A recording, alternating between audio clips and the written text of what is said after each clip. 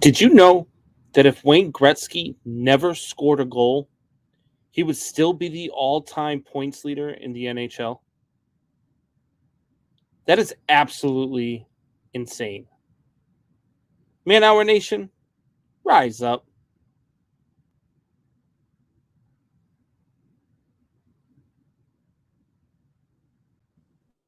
Are you ready for the best damn radio show on the planet?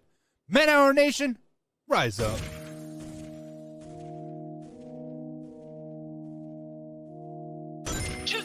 On the beat every time, no. I would like to personally welcome you to Man Hour After Dark. Say that while I bring you the host, Mike, Buck, and Cone. You know who's coming to the stage. Sports talk than what you about to hear right here. I second that. Go. You know that it's us when we talking about sports. Giving you facts on the field to the court. Tune in, we need the support. 1 hour too short, then listen some more. On all your stations, not dropping no music. Starts like Adidas, but Nike just do it. Down 4 in the 4th, we go for the win. Michael 2 seconds, we taking it in. Buck, Mike, and Combs, you know what's going on. Man, now we're After Dark, no LA, we the big spark. No 4th and inches won't cut short. Got the best talking, it's all sports. Buzzing more than buzz beaters. We coming live all through your speakers, go.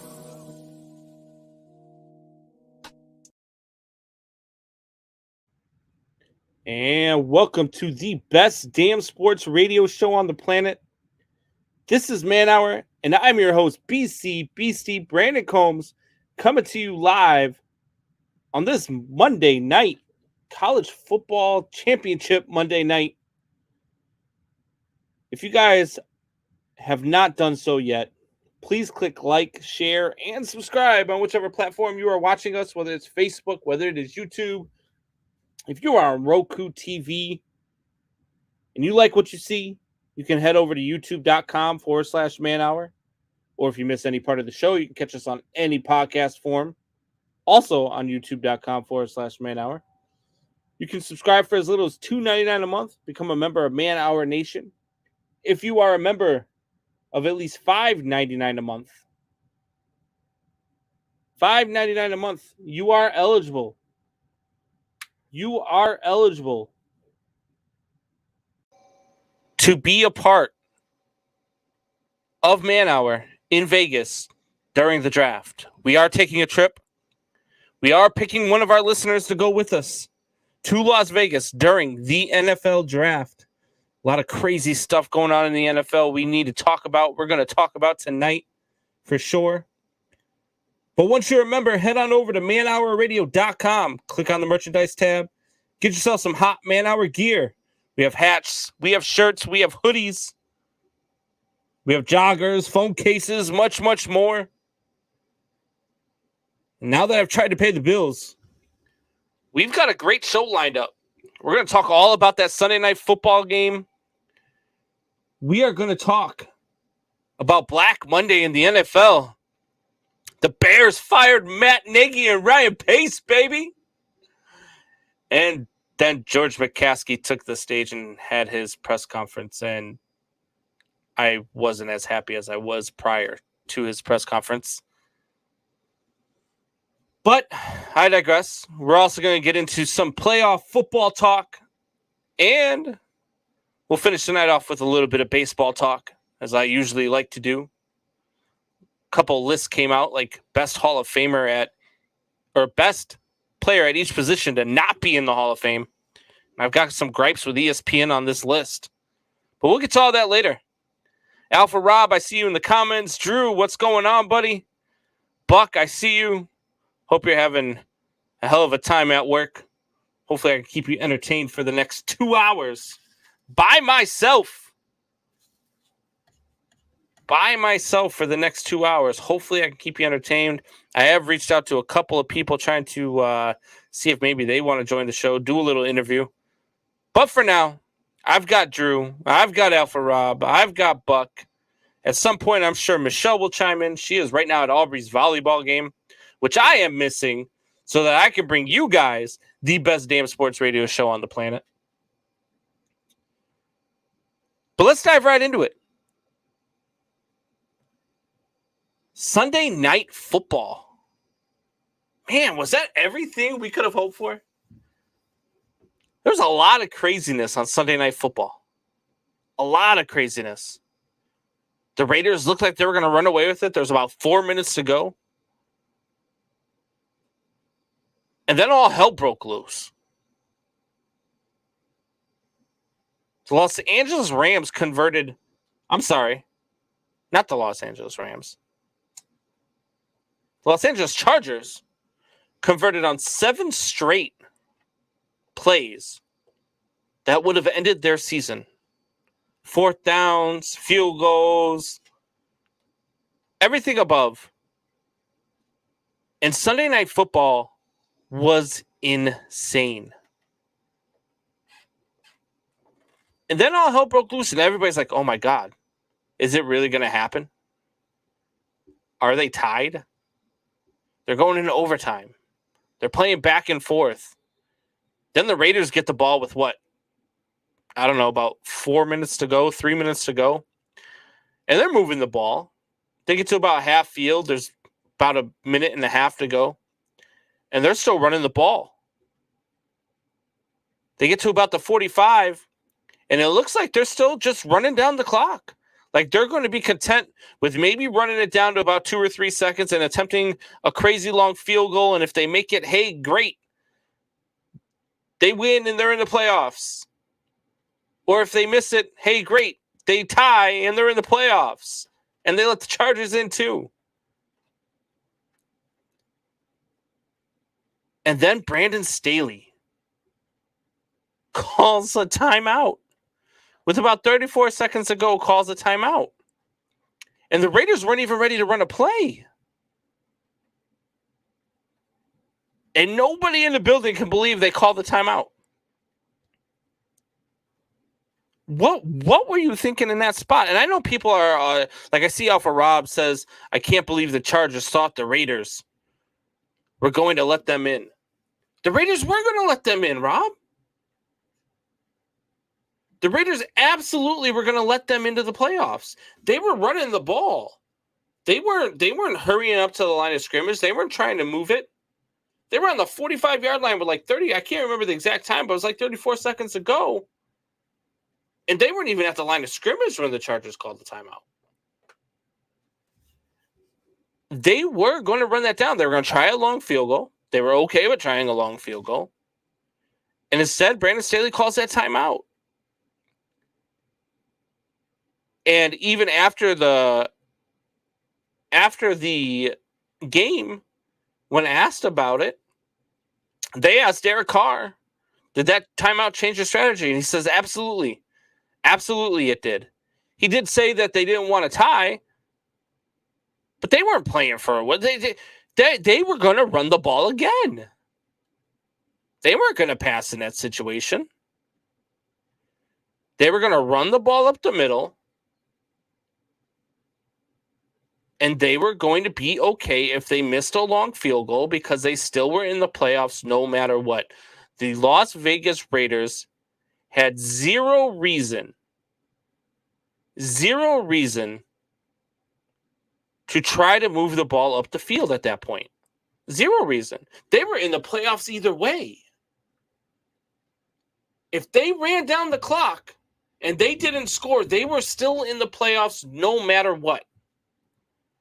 The Raiders were going to allow the Los Angeles Chargers back into the playoffs. And I don't know what Brandon Staley was thinking. Why call that timeout there? For what? It made no sense. Even if you do stop them there on 3rd down and you call your other timeout and they make the field goal, you're going to have about 8 seconds to go.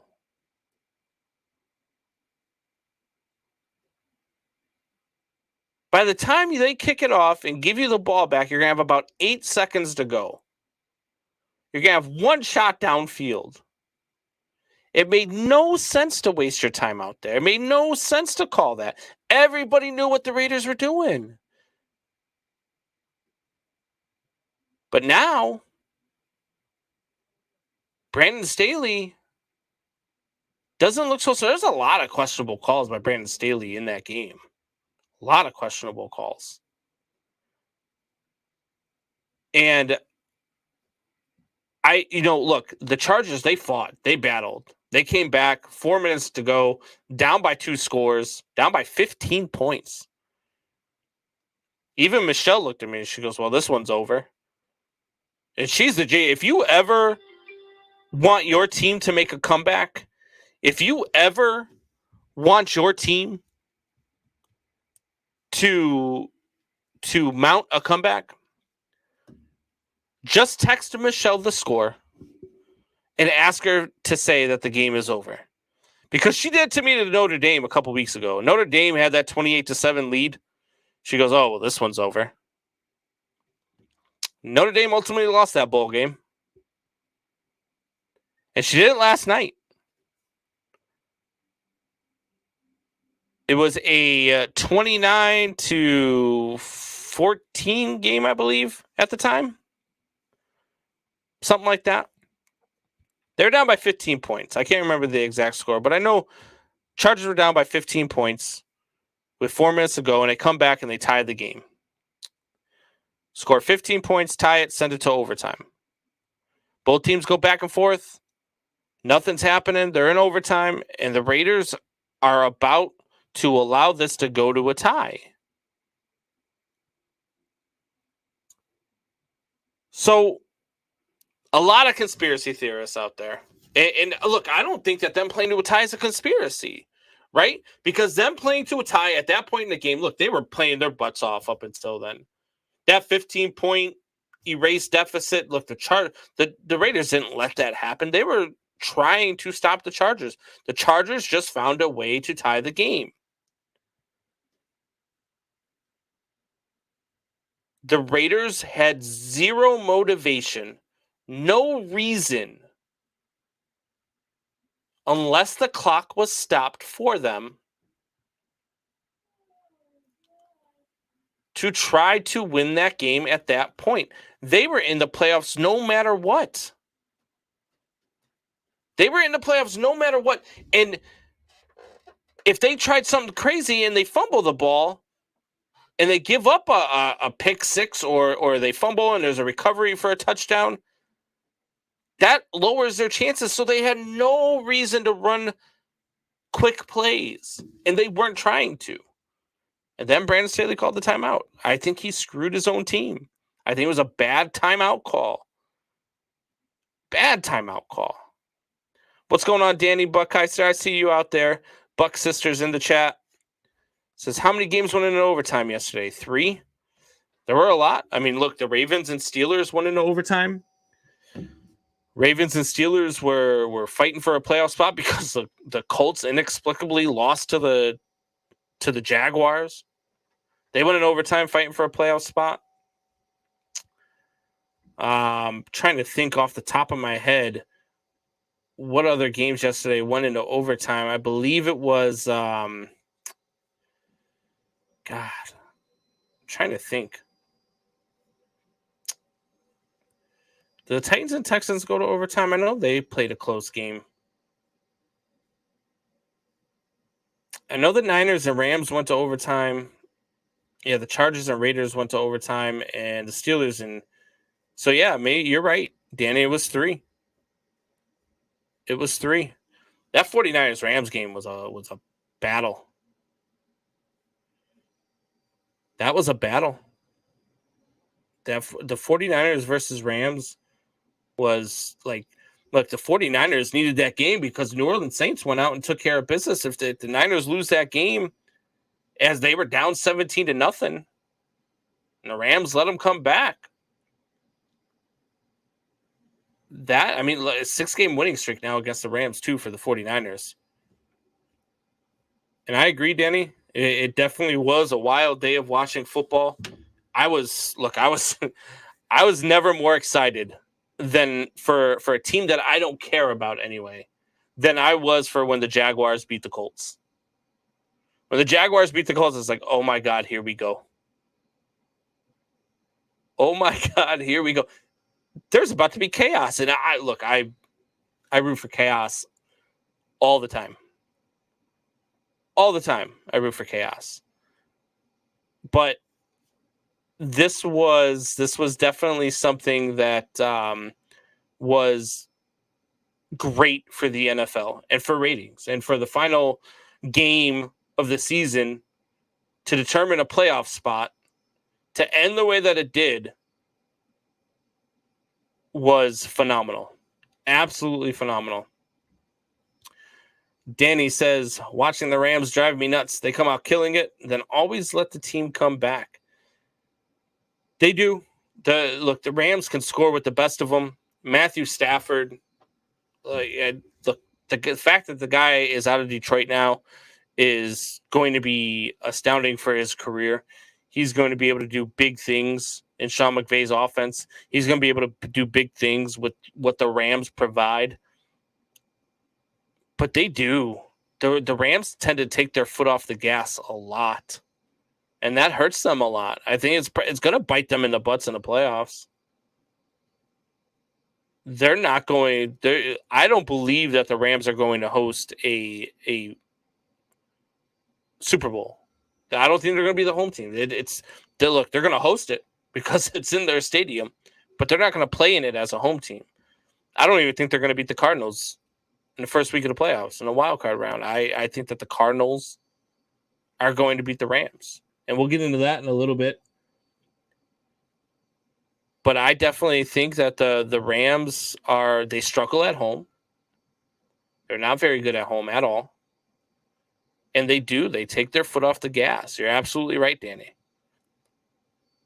So I don't think that they're going to the Super Bowl. I don't think that the Rams are one of those teams. I don't blame you for getting frustrated watching the Rams, especially if you're a Rams fan. Danny, are you a Rams fan? I know your brother's a Chiefs fan. I'm pretty sure you're probably a Chiefs fan too, but I could be wrong. Let me know. I'm going to get to my first break, and then when I come back and get to some of the comments that are floating through, I see Danny's in the chat, Alpha Rob's in the chat, Buck's in the chat. We've got Drew in the chat. So, guys, chime in. I'm going to need all the help I can get solo for 2 hours. Stay with me. Be back. 2 minutes.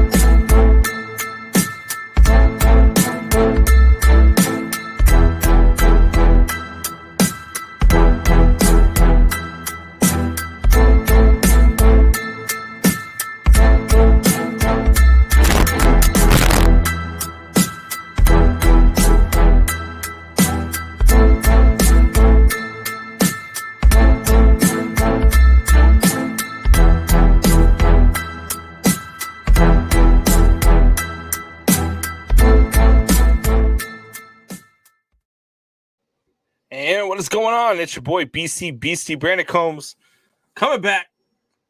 Man hour solo 2 hours. It's crazy. Got some stuff going on in the chat though.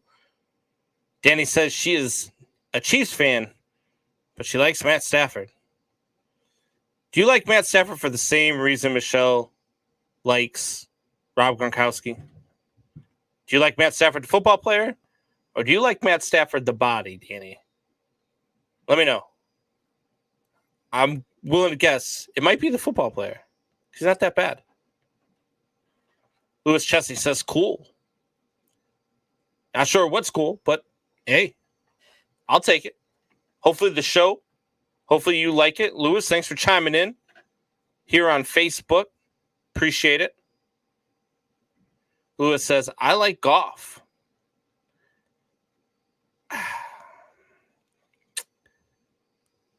I've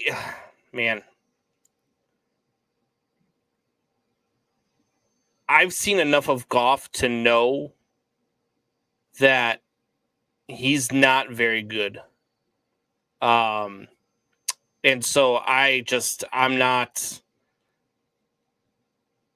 sold on Jared Goff. I saw what he was in LA, even with all the weapons he had.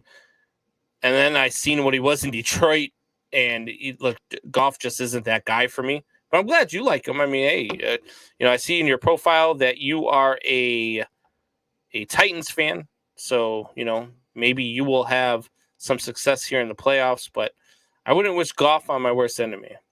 Justin Payton going on. What's going on, buddy? Thanks for joining the chat. Appreciate you, Justin. Says, how far will the Bengals make it in the playoffs? Look, the Bengals are the real deal. Bengals are the real deal. How far will they go?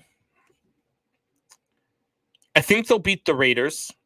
And we'll get to all that in a little bit here. We're going to get into some playoff talk. But I'll tell you how far I think they're going to go once we get there. Danny says Rams made a deal with the devil for their team.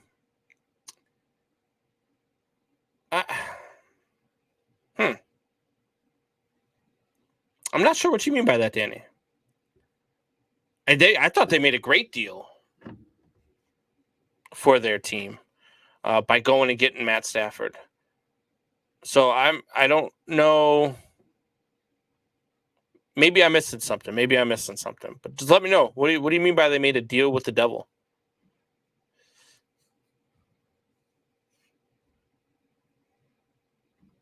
Lewis Chesney says Stan ripped off St. Louis.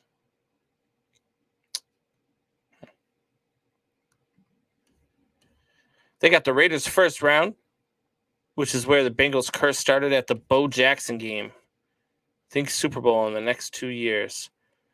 Look, the Bengals, and we've said this on the show, Justin, so if this is your first time chiming in, welcome. Welcome to Man Hour Nation. Feel free to click that like button, click subscribe, become a member of Man Hour Nation, all that other good stuff. We appreciate the support. Look, I think the Bengals are the real deal. Buck likes to go in on them. Buck likes to get their fans all stirred up and go at it. Buck also picked the Lions to win 11 games. So that'll tell you all you need to know about Buck. Right, Buck? I know you're in the chat still. But I think that the Bengals can go pretty damn far. I like the Bengals. I think Joe Burrow is the MVP. I would vote for Joe Burrow right now as the MVP. He's got better numbers than Tom Brady. He's got equivalent numbers to Aaron Rodgers. And he did it with the Cincinnati Bengals, which to me is just more impressive than anything that Aaron Rodgers or Tom Brady has done this year.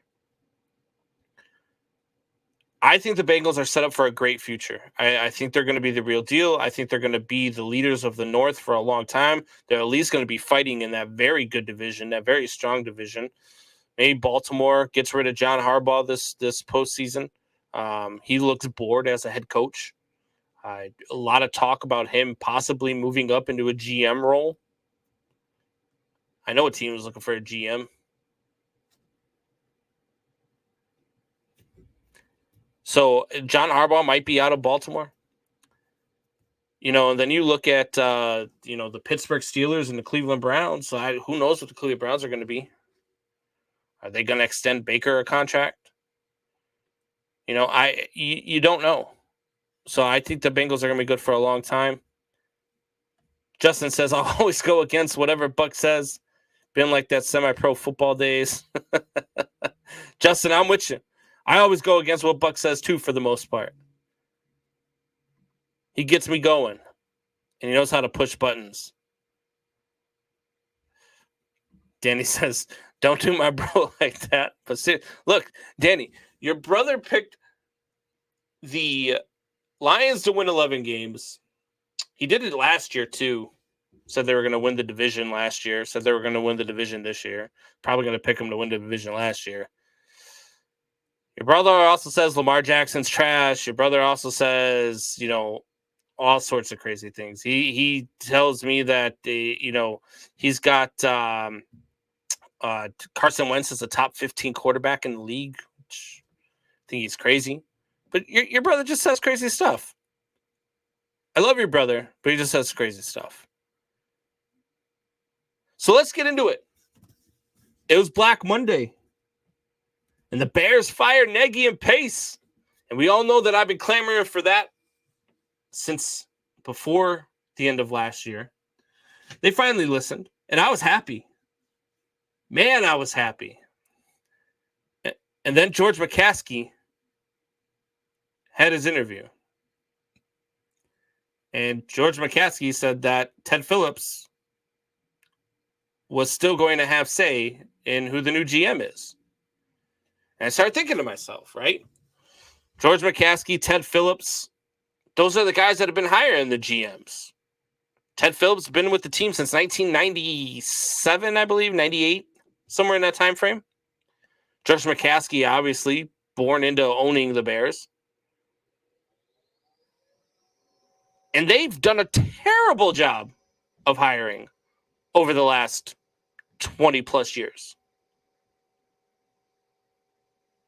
There's going to be no restructuring of the front office. There's going to be no restructuring of who it is, other than the fact that they're bringing Bill Polian, and they're also bringing their director of diversity in there as well. I can't remember her name, but they're going to be in on the interviews, and they're going to take Bill Polian's advice. They're going to take her advice.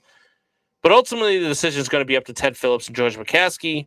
And now the GM is going to report to George McCaskey as opposed to Ted Phillips, because he's going to direct the lead into the new stadium for the Chicago Bears. And I have no faith that they're going to get it right. No faith that they're going to get it right this time. Why should I? I mean, for a split second today, I was like, wow, the Bears ownership might actually be listening to their fans. There's no surprise when they fired Matt Nagy. No surprise whatsoever. But they hadn't announced that they had fired Ryan Pace until after. And then once they announced that they fired Ryan Pace, I was like, wow, maybe they get it. Maybe they're listening. And then George McCaskey says that stuff. And quite frankly, they don't get it. They don't get it. Look, we got guys like Louis Riddick, a brilliant football guy who is available.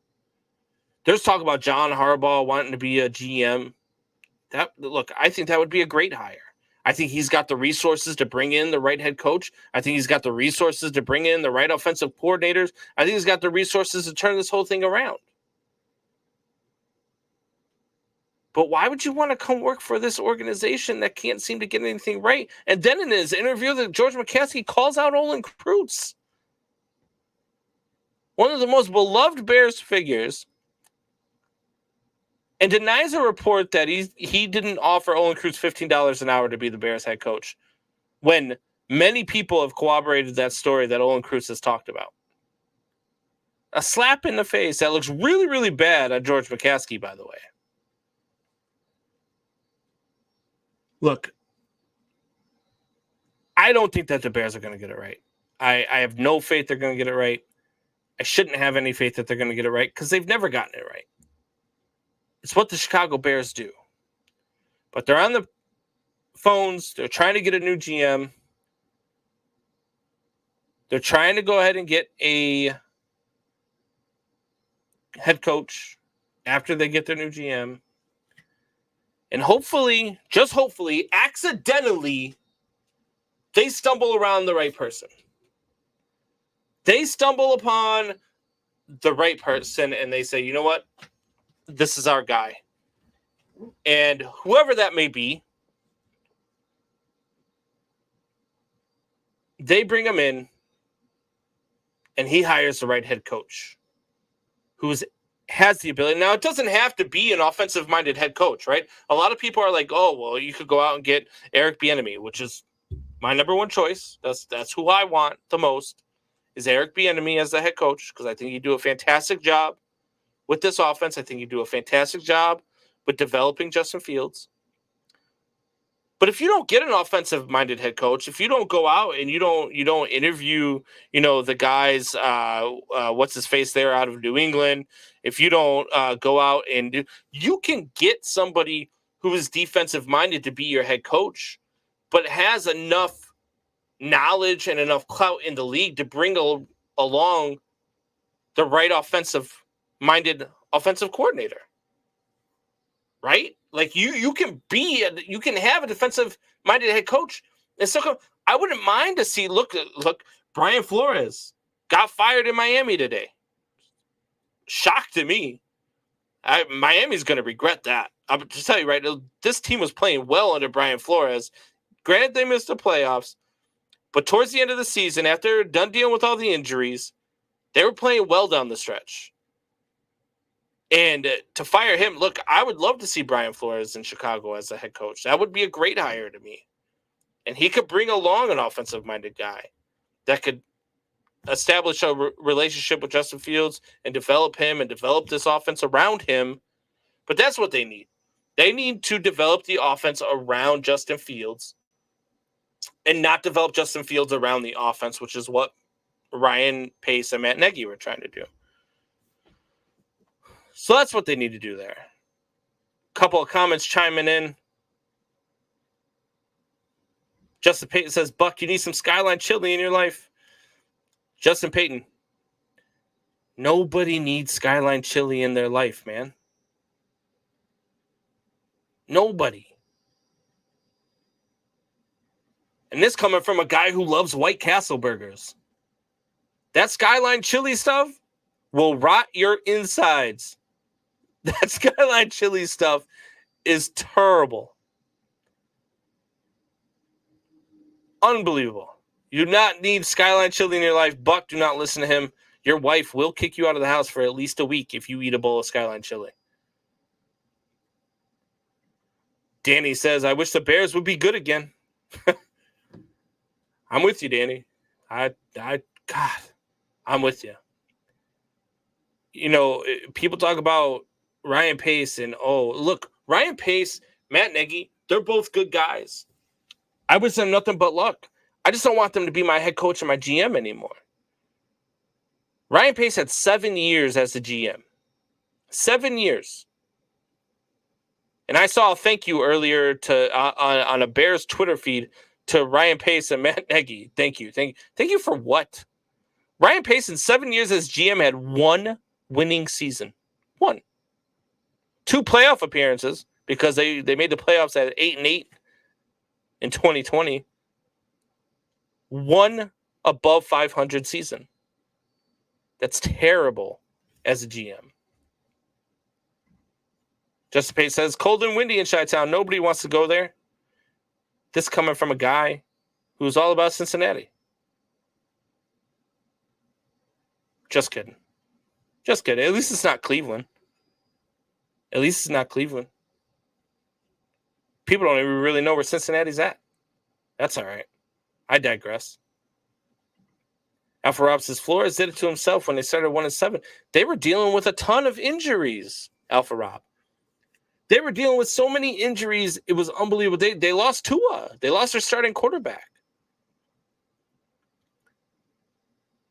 That's you can't put that on a head coach. And look at what they were doing down the stretch. Even if they were 1-7, look what once they got healthy, look at the run that they made. Damn near made the playoffs. Brian Flores didn't deserve to be out in Miami. It was a bad fire by Miami. They're going to regret that. Unless they go out and get Jim Harbaugh, but the owner has already come out and dispelled those rumors. Said they're not going after Jim Harbaugh. I don't think Flores did it to himself. I think the injury bug got to him. Bears want to talk to Leslie Frazier.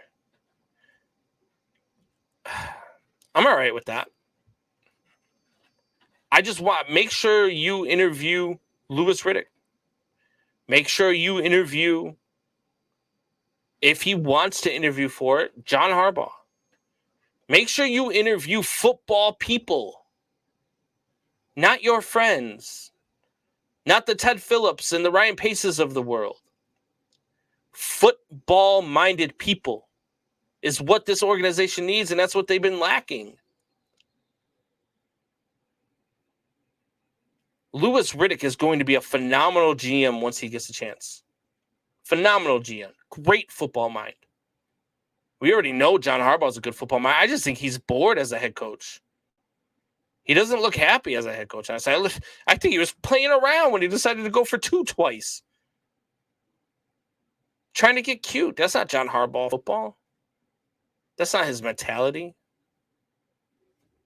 John Harbaugh, I don't disagree with the rumors. I think that John Harbaugh might want to be a GM.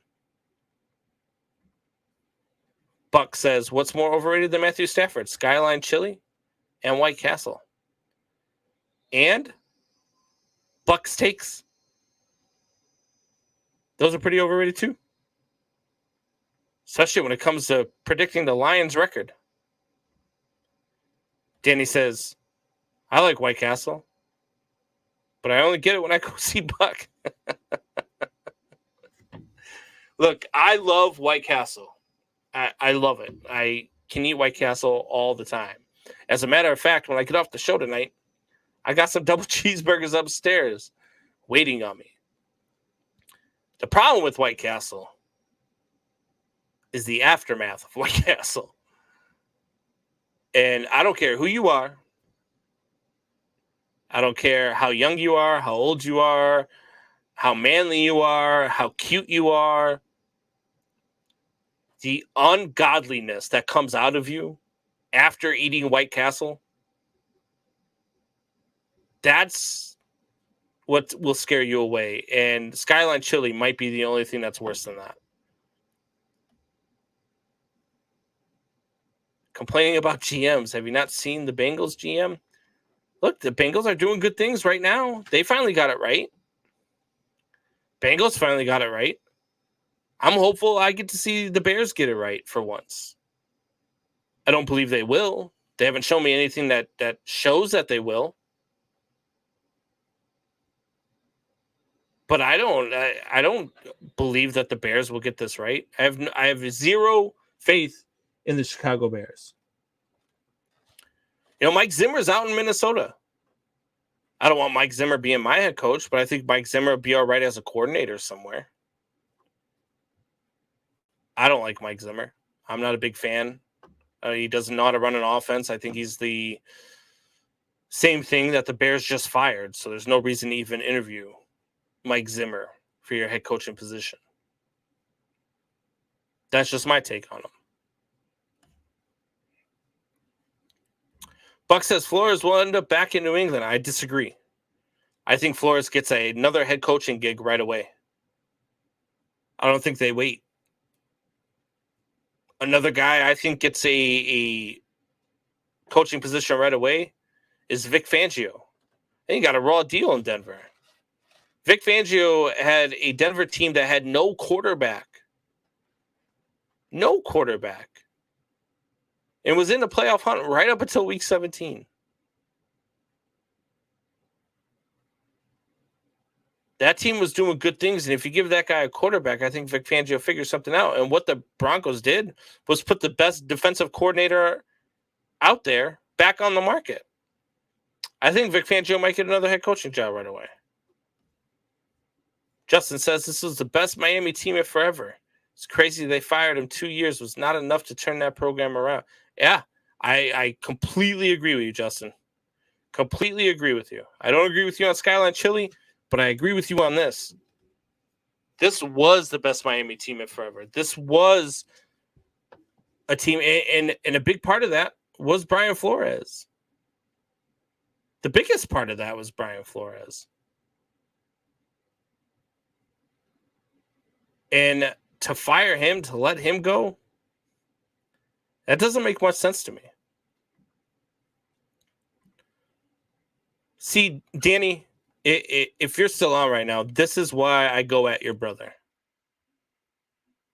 This is why I talk shit to your brother all the time. Comments like this. I said it a few weeks ago. Jason Garrett to Chicago. You should shut your mouth and wash it out with soap. Plain and simple. Talk about White Castle burgers all you want, but you can never talk down on White Castle Big Red. Oh, God. Buck says White Castle isn't in Kansas. Danny says she's jealous.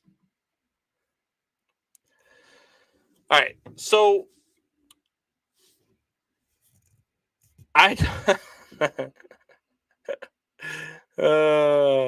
Danny says, stop being a lint liquor, Buck.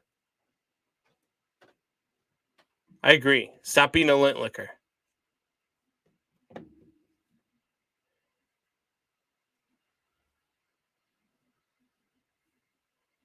Danny says, still don't have a quarterback. Drew Lock was doing the most. Look, Drew Lock had a great game yesterday. But that's all he had. He had a great game. Look at his season. Look at the numbers. Drew Lock is... He's... Look, if you can develop Drew Lock, you've got yourself something. But you got to be able to develop him. And Denver wasn't in rebuild mode just yet. And with Teddy Bridgewater in and out and injured, look, if they have a healthy Teddy Bridgewater, they're in the playoffs. They're in the playoffs.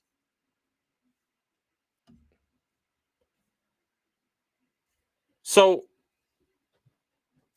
who else should be fired?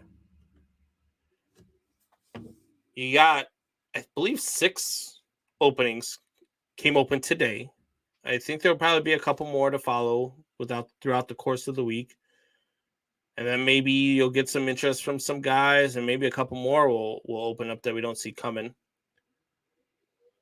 I think it's time for Seattle to move on from...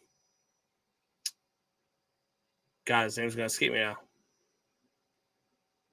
Pete Carroll. There you go. Sorry. Had a picture of his face for a second. But I think the Seahawks should move on from Pete Carroll. I think it's time. And he tries to get too cute. He's always been that guy. That's why they didn't win more Super Bowls. I think he's just running his course in Seattle. And I know Pete Carroll's a likable guy. He was a likable guy at USC. He was a likable guy through his first 5 or 6 years in Seattle. I think he's just worn out his welcome there. And I think it's time for them to move on from him. I don't see what he has left there in Seattle. I don't see what they are hanging on to for him there in Seattle. I would move on from him. Another head coach who should move on, and I've talked about him already, but it's John Harbaugh. I think John Harbaugh's time in Baltimore is really come to an end. And the reason why I don't think these two, it's Black Monday, these two will move on their own accord. They will allow these two to step down as opposed to be fired. And they will allow them to choose to do what they want to do, go where they want to go. Now, maybe Pete Carroll can even move up. And instead of a head coach, maybe Pete Carroll moves up into a GM spot or a president of football operations spot in Seattle. Same thing with John Harbaugh. Maybe he moves up in Baltimore. Or maybe they go somewhere else. But I think both of those guys' time as head coaches is done. I see Michelle out there. She says, "What's going on, man hour?" She said, "We won both games." That is awesome. Aubrey's 8th grade volleyball team. She's on the A team, as they call it. They were a few girls short. I believe they were only playing with 5 tonight. And they went out and won both games. That's awesome. Look, these girls kick butt, man. Aubrey is phenomenal at volleyball. She's a lot of fun to watch. I enjoy watching her. I missed the game tonight. It's the first game. This might be the first game I ever missed. Maybe I missed one more due to work or something, but I don't miss many games. But she is phenomenal at volleyball. Her friend Paige is very good. They got a lot of good girls on the team. Emily is a very good volleyball player. It's a lot of fun to watch. It's going to be a lot of fun to watch all season, provided they get to finish the season due to all the stuff going on with schools and COVID here in Chicago. But I digress. Danny says, Pete needs to find a nursing home. He does. Look, I don't know about a nursing home. I mean, I'm not going to do Pete Carroll like that because I do like Pete Carroll a lot. And I do think that he was a very good head coach. I do believe he took the Seattle Seahawks to places where they may not have gone if he was not the head coach. I think the Seahawks needed Pete Carroll as much as Pete Carroll needed the Seahawks. I just think that he's just overextended. He's overstayed his welcome. He's like that. You know, you get a family member who is just down and they just need help. And you're trying to get them back on their feet. So you give them a place to stay. And about 2 or 3 months in, you're just like, yeah, have you found a place yet? That's where I feel like the Seahawks are with Pete Carroll. It's just, it happens. You're just, look, you've overstayed. Look, I still want to see you get on your feet. So I'm willing to let you move up to president of operations. Or you can step down on your own accord. It's just time for us to get a new head coach. We need a new voice in the locker room. So that's where I'm at with Pete Carroll.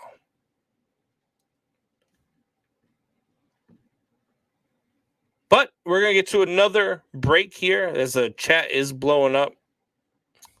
Michelle says, I was right. It was the first game that I missed. It happens. It happens. I love my girl, though. I love watching her play volleyball. It's been a joy. Alpha Rob says, that's not happening this year. This year is an AFC champion.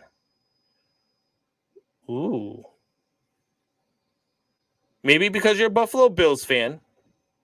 Are you predicting a Bills Super Bowl championship? That would be dangerous.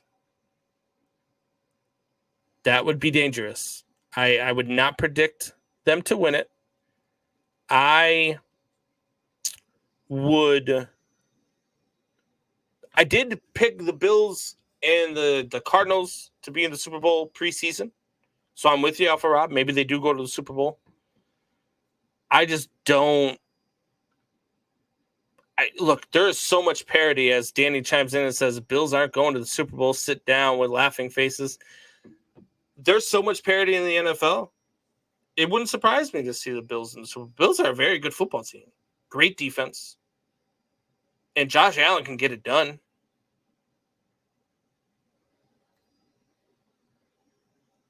Then you've got the Kansas City Chiefs, obviously, who are always there. But look, the Kansas City Chiefs are struggling to find themselves still. The Kansas City Chiefs offense does not play well versus good defenses. And they showed that with Denver in the last game of the season. Yes, they won.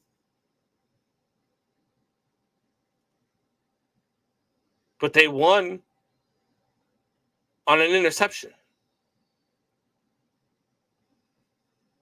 That offense did not generate a ton of points. And going up against good defenses in the playoffs and where you can't play well is just not the recipe that I think is going to lead them to another Super Bowl appearance. But we're going to get into all that when we get back. We're going to talk some playoff football. So stay with me. We'll be back. 2 minutes.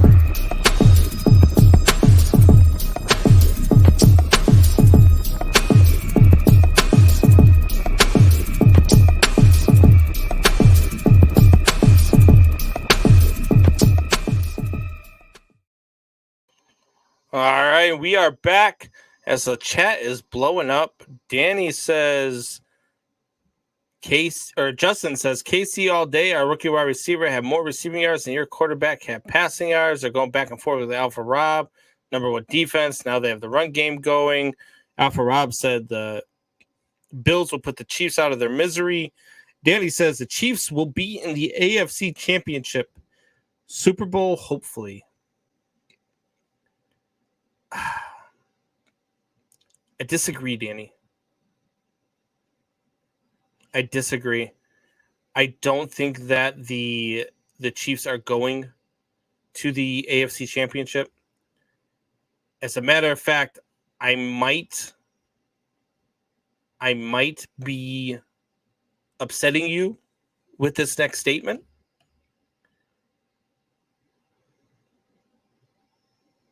But they're about to play Big Ben and the Pittsburgh Steelers. And we already said they don't play well versus good defenses. And the Pittsburgh Steelers just seem to find a way to keep Ben Roethlisberger's career going. And I see you, Buck, there in the comments. I think the Steelers walk into Kansas City, and I think they leave Kansas City with a date in the divisional round. I think the Pittsburgh Steelers are going to upset the Kansas City Chiefs. I think the Pittsburgh Steelers are going to win this game. I think the defense is going to put a stranglehold on the Kansas City offense. I don't think Kansas City scores more than 20 points. And I think the Steelers win a close one. Something like 23-20, 25-20. somewhere around there. As we got R Garcia 9999999999 says, yo, what's going on, R Garcia? We're getting into some playoff football talk here.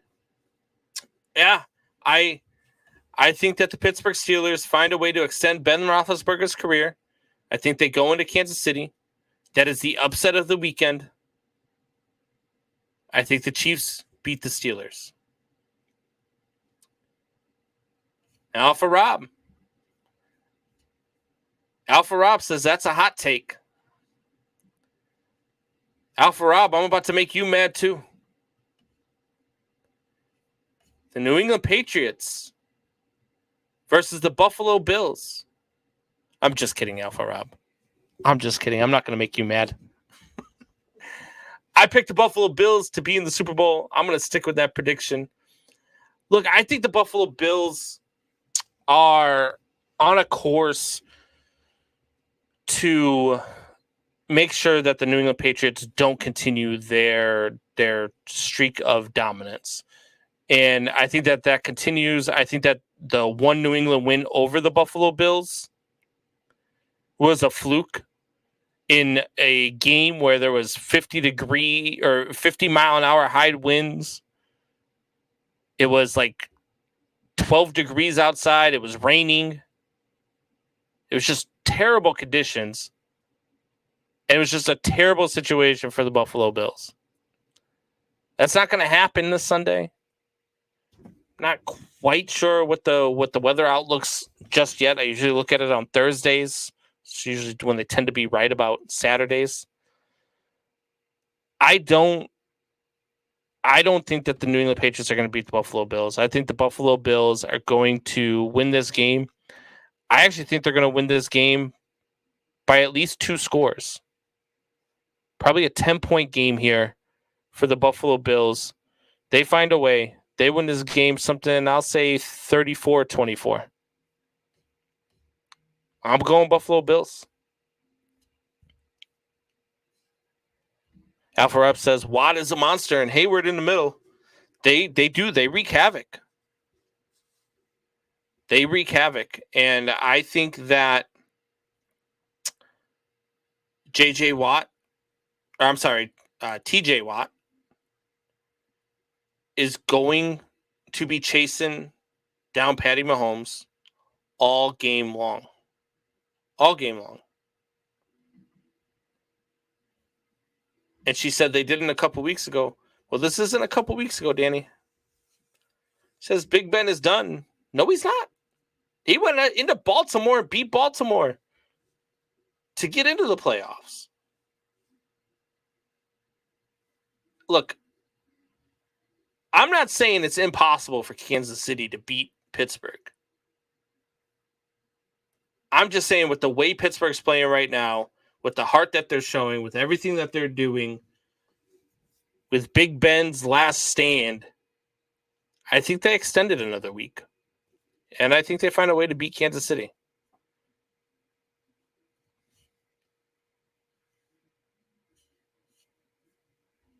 R. Garcia said he's going to end up with the Texans. What you think? Who's going to end up with the Texans?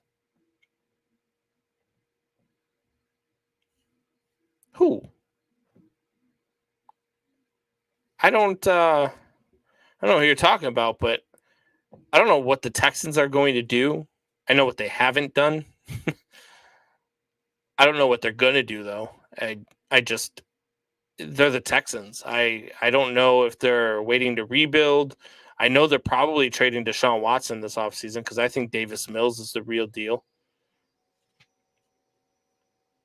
But I don't know who's going to end up with the Texans.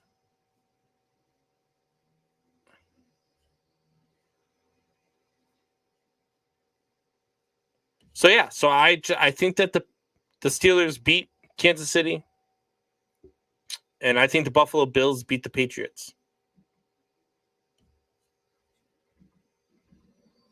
Now we have the Raiders versus the Bengals. The Las Vegas Raiders versus the Cincinnati Houday Bengals. Look, Joe Burrow, to me, is the MVP of the league. Jamar Chase, hands down, the Rookie of the Year. These two guys are a force. And then you add in a guy like Joe Mixon, who's been running crazy all season long.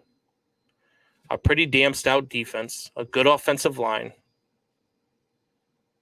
And you got a Raiders team that just doesn't quit. This Raiders team, look, I like Derek Carr. I think he's one of the most underrated quarterbacks in the league.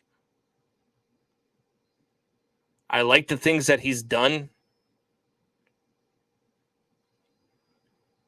But I don't think that's going to be enough this week. I think Cincinnati finds a way to win. And that might be the crazy stat of the day. I know I gave a different crazy stat of the day because that one was a little bit crazier. But there has never been a text message about a Bengals playoff victory. The last Bengals playoff victory was in 1991. The first text message was sent in 1992. Nobody has ever texted somebody about the fact that the Bengals win a playoff game until now. Until now. The Bengals win on Saturday. Justin's going to get to text somebody and say, hey, the Bengals won.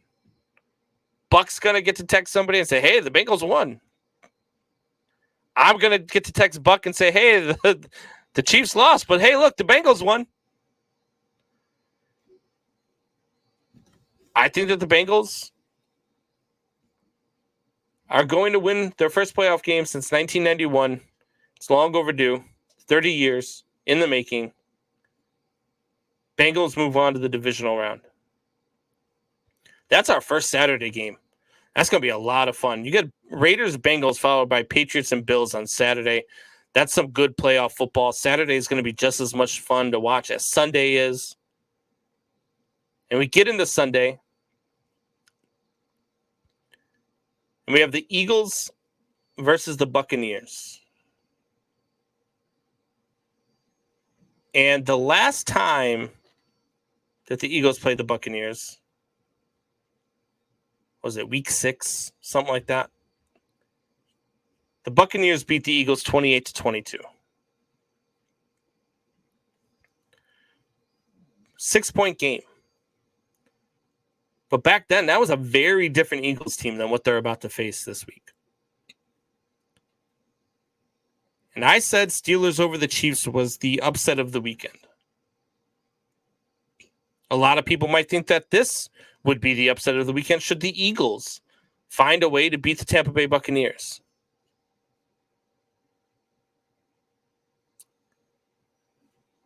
As Justin says, I'm not texting anyone. I'll be in the jungle crying. Look, hey, Justin, I'm with you, man. Look, I'm a Cubs fan. I'm a Bears fan. I know all about disappointment and teams that make you cry when they finally do something. So I will feel good for people like you, Justin, who are there with their teams even when they're not good. Cincinnati Bengals fan base deserves a winner. Cincinnati Bengals fan base deserves this playoff victory. So I'm rooting for you. I'm rooting for you on Saturday. I'll be watching. I'll be thinking, hey, Justin right now is crying after they win that game. But we get to the Eagles Buccaneers. I said it before and I'm going to say it again. I don't bet against Tom Brady. I don't pick against Tom Brady. And I for damn sure don't do it in the playoffs. I just don't. It's very rare if I ever pick a Tom Brady-led team to lose in the postseason. And I'm not going to do it this week either. I know the Eagles have been playing well. I know they seem like that team of destiny like they did a couple years back when they beat a Tom Brady-led team in the Super Bowl. I just don't think Jalen Hurts is that guy. I think Jalen Hurts finds a way to let the Eagles fans down. I think Jalen Hurts finds a way to screw things up and throw a crucial interception. And I think that the Buccaneers win this game. I do think it's a close game. I'm going to go Bucks 27, Eagles 23. 4-point game here.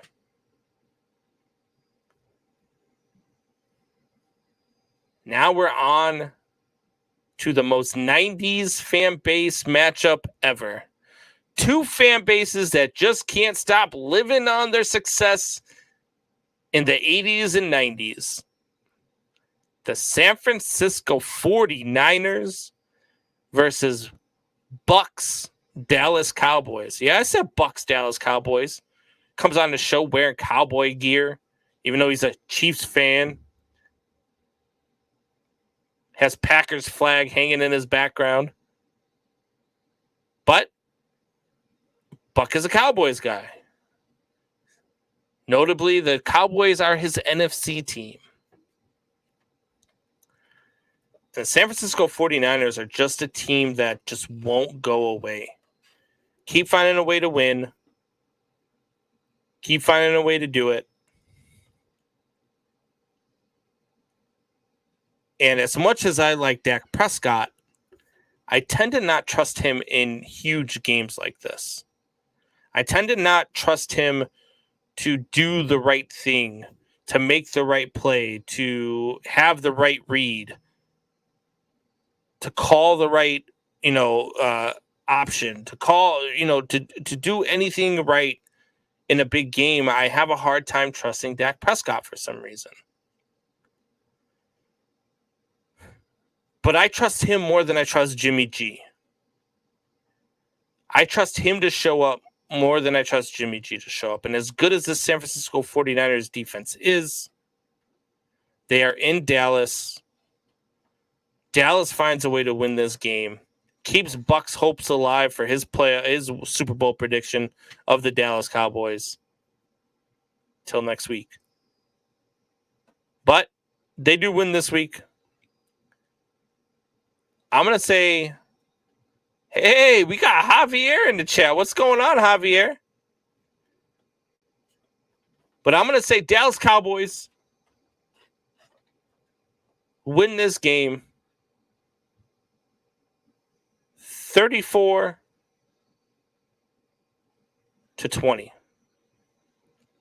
34-20. Dallas finds a way to do it. Dallas is just one of those teams. And Justin says, if you're a grown man and you root for the Cowboys, you'll tug a wanker. I don't disagree with you. He says that's only the Buck. No offense to any other Cowboys fans, just him. No, Cowboys fans love their 90s talk, right? I'm going with the Cowboys here. I just think that they have that potential to explode offensively. The 49ers tend to let a lot of teams score early and often before they finally settle in. And that's dangerous in Dallas. So that's why I'm going with the Dallas Cowboys here. I think they just get too big of a lead. They're able to put a couple points up in the second half, and then they win this one 34-20. Javier says, sad Monday for my coach. He's going to Chicago. Javier, I would be happy to see this man in Chicago. I would. I think that it would be a great hire for the Chicago Bears. I wouldn't be mad at it whatsoever.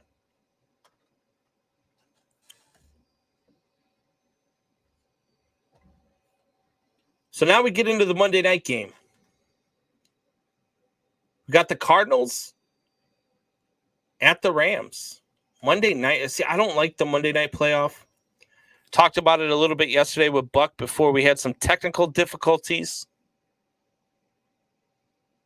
I see my guy Javier in the chat. Drew asked him where he's been. Javier says, Drew, working in hospitals. Damn, COVID is back. Look, Javier, thank you for being on the front lines with this stuff. I appreciate everything that you do, sacrifices you guys make for your families, things you guys have to go through, the lives you're losing. I'm with you, brother. So thank you, sir, for what you're doing through all of this, regardless of what your take is about COVID. Everybody knows my opinion on it. It's a very real thing, and Javier is right there with it. And he's out there with the people who are infected with it, and he's out there working with them, and then he has to go home to his family, which puts them at risk for it. So he is on the front lines with it. So regardless of whichever way you lean, thank you, Javier. Appreciate it. We get into Rams. We get into Cardinals. Monday Night Football playoff game. I don't like Monday Night Football playoff game because this team, and hopefully I haven't really looked at the, so this would be, let me look at, this is the 4-5 game, right? Or is this the 3-6? Which one is this? Let me look it up real quick. Give me a second. Bear with me. Yes, this is the 4-5 game. And you've got the Rams and Cardinals. Now, provided that the 2 and 3 seed win,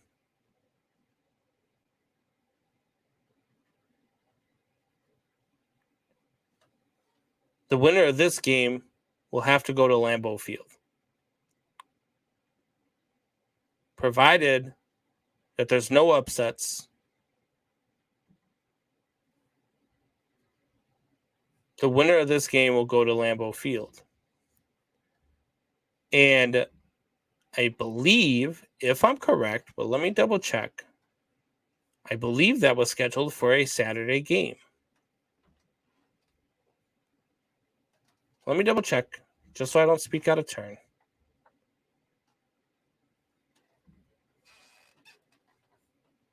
Oh, they haven't announced it yet. I would hope that this is a Sunday game. But at whichever one it is, whoever wins, the Rams or the Cardinals, and I'll tell you who I pick here in just a few minutes. But whoever this is has less time off than the other teams. Has less time to prepare than the other teams. It puts them, look, I get it, it's only one day, it's only one night, but look, they play on Monday night, which puts them back home wherever they're at, whether it's Arizona or LA. If it's LA, they're at home anyway. It's Arizona, it's probably about a 2-hour flight, I would guess. But you don't get home until 1 o'clock, 2 o'clock in the morning. After you celebrate your win, get back home to your hotel or back home to your house or on your flight and back home. It's going to be a late night. So you're probably not practicing Tuesday. Tuesday is now your off day instead of Monday. And then Wednesday, you got to get back into it and start preparing. And it's less time for you to get ready for the game on Sunday. If it is on Sunday. If it's Saturday, that's even worse. And I'll lose my mind. If the Monday night winner has to play on Saturday, I will lose my mind. But in this game, we've got a Rams team that, for whatever reason, just has not been playing well at home as of late. They lost to the 49ers this week. They did beat the Seahawks and the Jaguars prior to that. But they lost to the Titans at home. They played a very tight game with the Lions at home. They lost to the Cardinals at home. Played a very tight game with the Buccaneers at home. And then you got an Arizona Cardinals team that is 8-1 on the road. 8-1 on the road. And this team is probably getting J.J. Watt back for the playoffs. This defense is stacked. I said prior to the season, this is the best team in the NFL. Had them picked at 15-2. Didn't expect Hopkins to go down. Didn't expect Kyler Murray to go down, but they did. Still finished at 11-5. I am going with the Arizona Cardinals on the road in LA. And I expect the Cardinals to do what they did to LA the last time that they showed up into LA. When they played in LA earlier this season, they came in, and I've said it before, they smacked them in the face and they kissed their mom on the lips and called them son and beat them 37-20 in their own house. Now, I'm not going to say 37-20 in this game, but I'm going to say 34-17. It's still a good 17-point victory. This Arizona Cardinals team is the real deal. This Arizona Cardinals team is very good. This Arizona Cardinals team is going to beat the is going to beat the Rams. I picked the Arizona Cardinals to go to the Super Bowl preseason. They're going to live to fight at least another day. So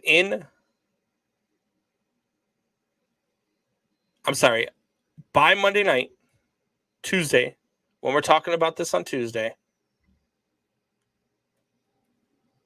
I have picked the Bengals, the Bills, the Buccaneers, the Cowboys, the Steelers in the upset over the Chiefs, and the Arizona Cardinals to advance. Now, I've done pretty well with my picks all year long. I've done pretty well with my picks. And, I mean, I beat the hell out of Buck, beat the hell out of Torrey in our picks all season long. So much so that they even stopped playing. I made them quit Madden style. So trust me, I may not get them all right, but I bet you I got a majority of them right. And usually my upset picks are where it's at. Nobody believed me when I said that the Cardinals were one of the best teams in the NFL. I said the best team in the NFL. And then they started out that season before Kyler and DeAndre got hurt. And they were 8-1. This team is the real deal. Going to get to a quick break. When we come back, more sports talk, more man hour. We'll get into the comments. Stay with me. 2 minutes.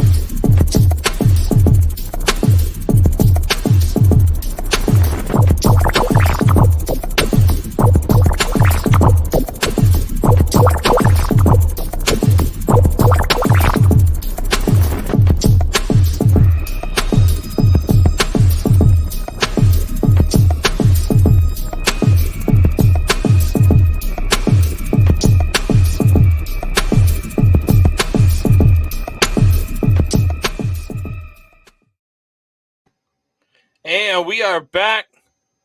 Javier, my man, chimes in and says, wow, Colts didn't make it. Damn crazy year. Colts didn't make it because they couldn't beat the 2-14 Jacksonville Jaguars. Look, we talked about it all year. I've never seen parity like I see it now in the NFL. There is not one team that sticks out to me, and I'm like, yeah, you know what? They're going to win the Super Bowl. Not one. Any team has a chance to win any game. There is no dominant team in the NFL this year. I thought the Cardinals were it, and then they got injured. They're healthy again. DeAndre's back. Kyler's back. J.J. Watt's back. They could be that dominant again. We'll see. But I just don't. There's so much parity in the league, and the Colts losing to the Jaguars on a game that they needed to secure a playoff spot sums it all up. Mr. Garcia says, so who you rooting to win the Super Bowl, bro? Look, I picked him at the beginning of the year. I'm sticking with him now. Arizona Cardinals winning the Super Bowl. That's my pick. I always stick with my picks until they're no longer in the hunt. I had Bills versus Cardinals, and I had the Cardinals winning it. Part of that will make Alpha Rob happy. The other part will make him very, very sick to his stomach. Cardinals, Bills, Super Bowl. Cardinals win it all. That's what I had. That's what I'm sticking with. Garcia says, I think Rams can take anyone if they can just jumpstart Van Jefferson and Cam Akers too. You know, Cam Akers is fresh because he's coming off that injury. That's a good take. I mean, I like what you're saying there. It's a big ask from two guys. One, Cam Akers has been hurt all year, so he hasn't been around the team. And Van Jefferson just hasn't had the same chemistry since they brought in OBJ. Just hasn't been the same. I thought he was trending in the right direction, but I think OBJ kind of threw a wrench in that project. Garcia says, Cowgirls got the yams, bro. 49ers with the upset special. The Niners are a better road team than the Cowgirls. Well, the fact that you keep calling them the Cowgirls shows that you're just not a Cowgirls fan and that you're not going to pick the Cowboys no matter what game they're playing in because they're the Cowboys. And I can respect that. I'll never pick the Packers to win an NFC title game, mostly because they prove me right year in and year out. But I'm never going to pick the Packers to win an NFC title game because I hate the damn Packers.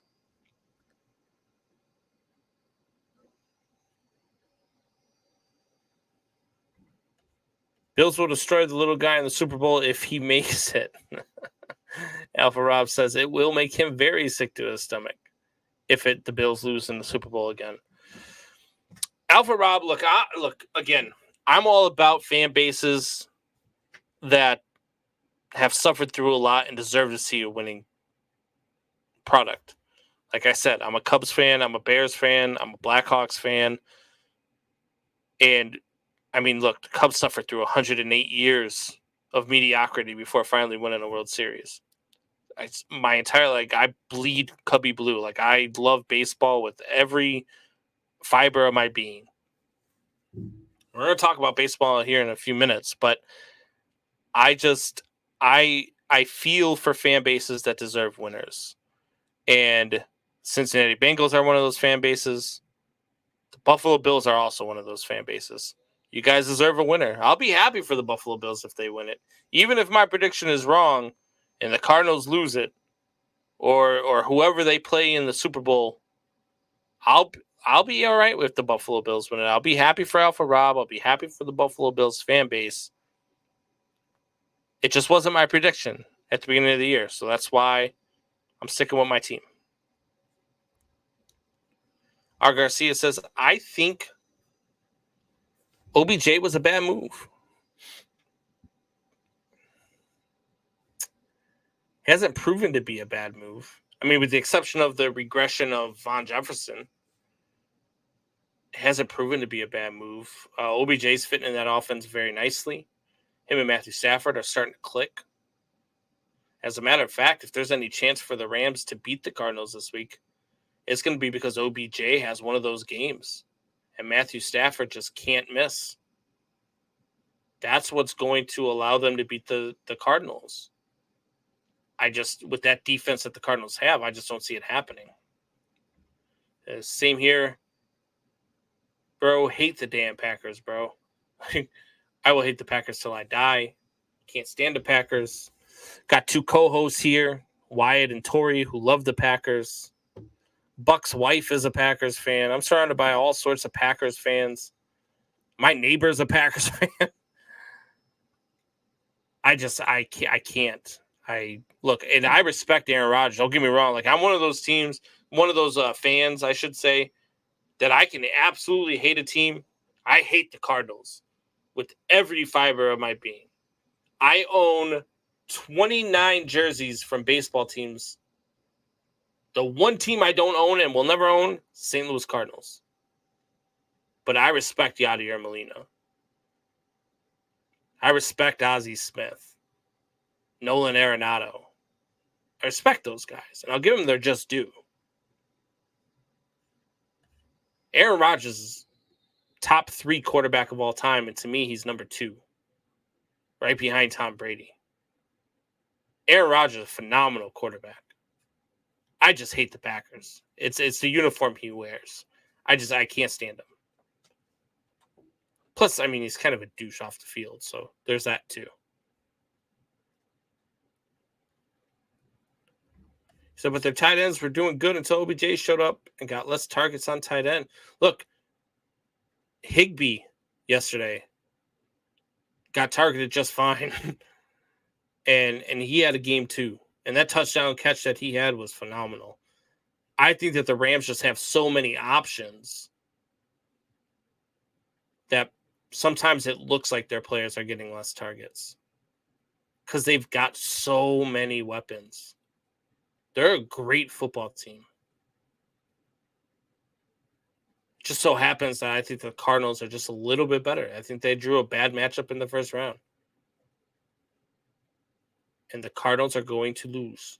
I'm sorry, the Cardinals are going to win. The Rams are going to lose. The Rams are a very good football team. Very good. So we talked all this football. College football is going on right now. I see that I got the college football national championship playing in the background. Georgia and Alabama are tied at 3. Unless Alabama might have just kicked a field goal. I missed it because I was talking on here. But there's a couple things that I want to talk about. And everybody who watches the show, anybody who knows me personally, knows that I am a die-hard baseball guy. It's my first love. I love this game. I love everything about it. And right now, we have a lockout. Right now, we have no hot stove. We had no winter meetings. We didn't have any of that. And it sucks. And right now, the owners and players aren't even talking.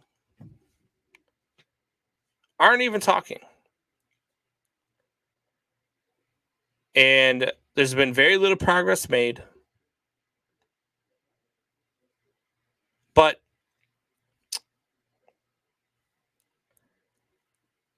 I think that they're going to get something on the books by the end of the month, right? You get something on the books by the end of the month. You get progress going, started by early February. And you end this lockout by mid-February. It gives you plenty of time, gives you about 3 weeks to get the players all to report for spring training on time. You know they're all working out. You know they're all stretching out. They're all doing their thing. And I think baseball will start on time. As Alpha Rob comes in the comments, I forgot to ask you, Combs, what you thought about when Rodgers said to Bears fans, "I own you." He wasn't wrong. Aaron Rodgers wasn't wrong when he said, "I own you" to Bears fans. He does. He owns the Bears. The Bears have not been good versus the Green Bay Packers in years. It's truth. The only NFC title game that Aaron Rodgers has won, he beat the Chicago Bears to do it. Aaron Rodgers, like over the last however many years of his career, probably hasn't lost, and I haven't even looked this up, but probably hasn't lost more than 8 games in the 17 years that he's played. Aaron Rodgers absolutely owns the Bears, and if Bears fans don't like it, and if the Bears organization doesn't like it, they need to do something about it. Put a product on the field that can compete with the Green Bay Packers. Put a product on the field that can beat Aaron Rodgers. And we're going to see what they do at GM and at head coach, and hopefully they can figure that out over the next year. Maybe 2. I like what the Bears are doing with the roster-wise. I hope to God they can make the right decision GM and coach-wise. But we get over to baseball, and even though the lockout's going on, I still think they're going to get the spring training to report on time. Still going to have spring training games. I don't think we're going to miss any season games. There's a lot of stuff to talk about there. And at some point here, I hope to get RC Orland back on the show so him and I can just talk some baseball and we can talk some inside stuff. I've got some inside information for you guys. The next time we have RC Orland on the show, we're going to break some news that not a whole lot of people know about. So you guys are going to be around when we have that. Little spoiler alert there. But ESPN today came out with their list of best players at each position not in the Hall of Fame. And I had a bone to pick with them because they picked players that are still active players and not eligible for the Hall of Fame. Their catcher was Yadier Molina. Not even in the Hall of Fame. Well, no shit. He's still playing.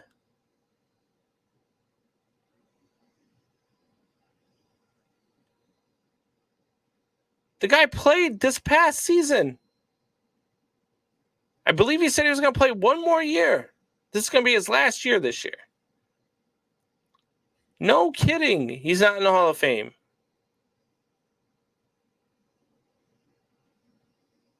You could have said Jorge Posada. That might be the best catcher not in the Hall of Fame. But also in their list is Buster Posey. Still playing, people. Then you get to first base. And they've got Albert Pujols. Still freaking playing. Miguel Cabrera, Joey Votto. Still freaking playing. You could have named Fred McGriff. You could have named Keith Hernandez. You could have named Todd Helton. You could have named Mark McGwire. Hell, Dick Allen. But you named Albert Pujols as the best player to not be in the Hall of Fame at first base. He played this last season. I don't like ESPN. You drive me nuts with this stuff. Like, look, ESPN, if you need a baseball writer, you need somebody who's smart enough to have intelligent conversation with the fans, hit me up. I'll take a job. I'll come work for you. I'm not going to stand behind all the politics that you guys like to throw out there. I'm not going to not call out Rob Manfred for being the worst damn freaking commissioner in the sports history. But I'll come work for you. I'll come have interaction with the fans. I will generate more activity on your site just because I have the name ESPN next to me with your baseball talk than any of your writers do right now, period. Plain and simple. To name players that are still playing as the best players at each position to not be in the Hall of Fame is asinine. And Jeff Passan and Jesse Rogers, who I respect a ton. Look, I listen to Jesse Rogers on the radio all the time. I like Jeff Passan. I like what he does. But this article was just nonsense. Look, they did cite Barry Bonds as one of the 3 outfielders not in the Hall of Fame yet that should be in the Hall of Fame. And they're right. Greatest player of all time, Barry Bonds, should be in the Hall of Fame. But their second outfielder was Mike Trout. In the prime of his career,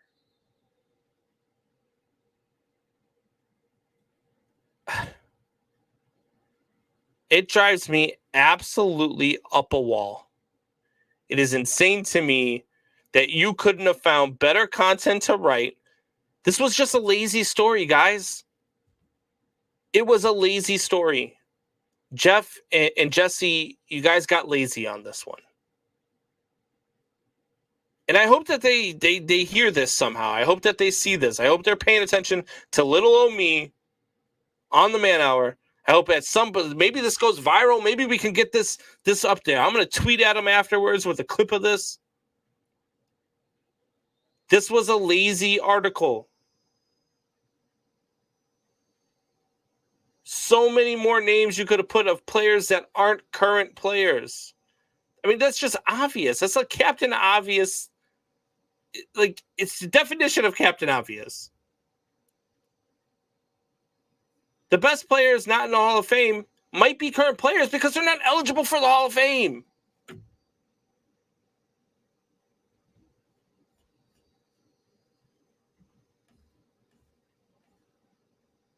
Javier Gonzalez says, Miami Marlins, I'm tired. Jeter must spend money. I think he will. I think it's going to take some time. I think you got to trust the process. Look, Javier, as the Cubs, when the Ricketts took over in 2010, I believe it was, 2009, somewhere around there, they said, you're going to have to be patient and trust the process. Then they hired Theo Epstein. And Theo Epstein said, look, we're going to do this the right way. I promise to deliver a World Series, but we're going to have some worse seasons than what we've had yet before we get better. And they did just that. In 2015, they were really, really good. 2016, they won the World Series. It's going to take some time, Javier. It's going to take some time. He says, I love pitching. Stroman is a beast. I'm a Marlins fan. Stroman is a beast. And he got sent to Chicago. And I'm going to like watching him pitch in a Cubs uniform.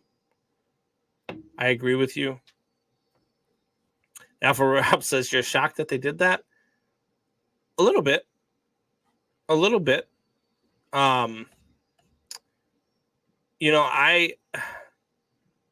Jesse Rogers and Jeff Passan are 2 guys that, like I said, I respect.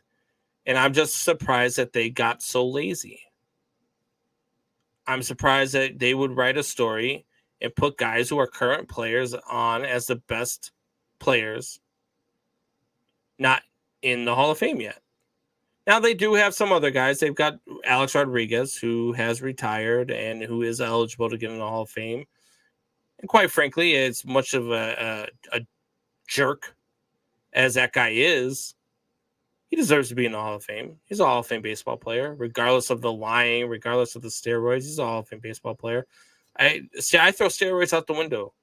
I'm a Barry Bonds guy. I think Barry Bonds is the greatest player to ever step on a field.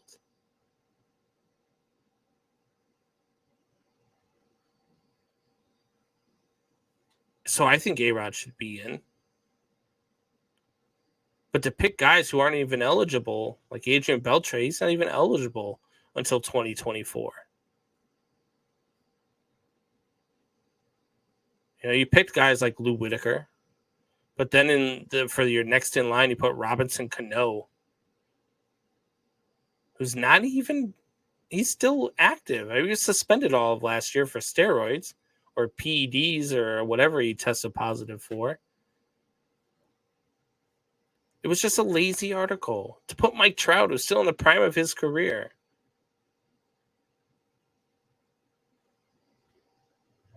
It's just, it didn't make sense to me. And I was disappointed in the article because I expected more out of these guys. Two guys who are respected baseball journalists, and that's what they come up with. He says, how Paul O'Neill not in the Hall of Fame? He's a big piece of their dynasty.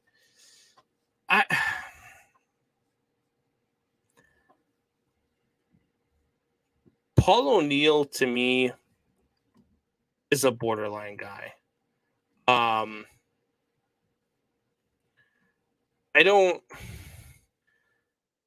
When I think Paul O'Neill, I think of a gritty, hard-nosed player, big part of the Cincinnati Reds' early success in the late 80s, early 90s.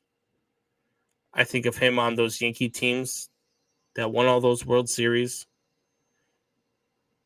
He finished in the MVP vote a bunch. Hit 359 in 94. He's got a career 288 batting average. He only hit 281 home runs and has less than 1,500 RBIs. And only 2,000, just a little over 2,000 hits. So for me, Paul O'Neill is kind of a... If the fans voted, Paul O'Neill would be in, right? Like if the smart fans voted, I should say. Because if fans voted, everybody'd be in. You'd have stupid players in there that shouldn't be in there. But Paul O'Neill is a tug at your heartstrings, put him in the Hall of Fame. Numbers-wise, he's the Hall of the very, very good. And yes, he was a part of some dynasties. But he wasn't an intricate part of those dynasties. He was a very good complementary piece. And so that's why I don't think that Paul O'Neill is not in the Hall of Fame. That's why I don't put him in there. So for me, I couldn't sustain that argument for you. I understand why you're putting it in there. He's a guy that you really want to see in there. But I wouldn't put him in there. But this guy, Drew, I'm with you, man. Dale Murphy should absolutely, positively be in the Hall of Fame. Absolutely. 398 career home runs. 2,100 career hits. A 46.5 career WAR.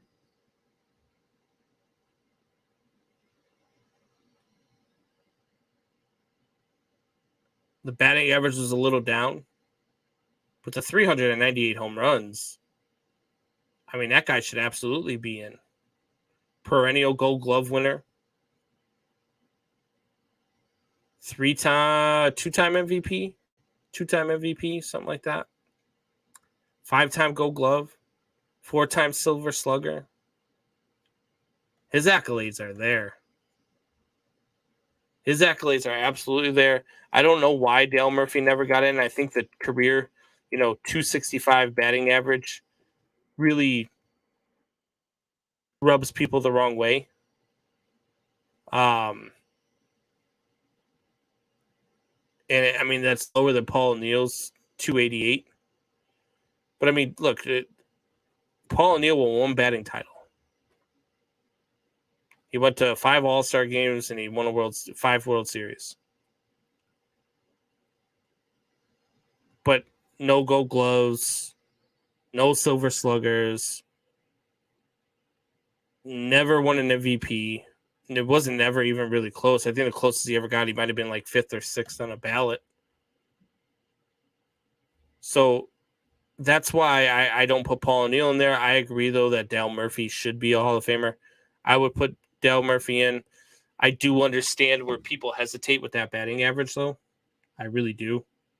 To me, you had to at least approach 300 to be a Hall of Famer. I mean, that was always the standard. The standard was always a 300 batting average. So I agree with Dale Murphy. I disagree with Paul O'Neill. Sorry, Alpha Rob.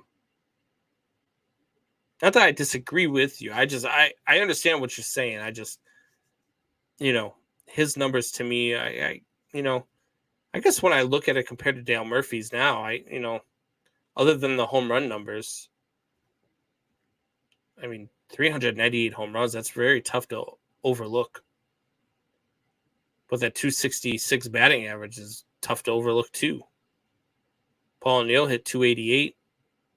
Just didn't hit enough home runs. Didn't drive in enough runs. Again, I think he benefited a lot from being a part of a very good lineup. So that's where I'm at with that. But guys, it's that time of the night where I must bid adieu. Been on now for close to 2 hours. I've done my best. Hopefully you guys enjoyed the show.